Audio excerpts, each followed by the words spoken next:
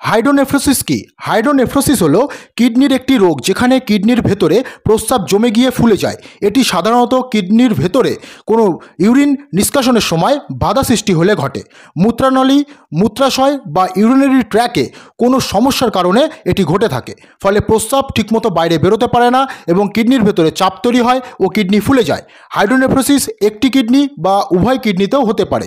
শিশুদের মধ্যে জন্মগত কোনো ত্রুটির কারণে এটি ঘটে থাকে। আবার প্রাপ্তবয়স্কদের মধ্যেও এটি লক্ষ্য করা যায়। কিডনিতে পাথর, টিউমার, প্রস্রাবের সংক্রমণ বা ইউরিনারি ট্র্যাকের ইনফেকশনের কারণে হয়।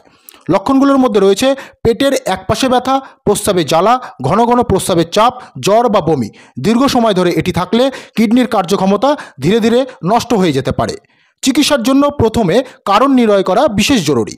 কিডনির অতিরিক্ত চাপ কমাতে প্রস্রাবের স্বাভাবিক প্রবাহকে ফিরিয়ে দিতে চিকিৎসা করা হয়। কখনো অস্ত্রোপচারের প্রয়োজন হতে পারে, তাই সঠিক সময়ে চিকিৎসা না করলে কিডনি আপনার স্থায়ীভাবে ক্ষতিগ্রস্ত হতে পারে।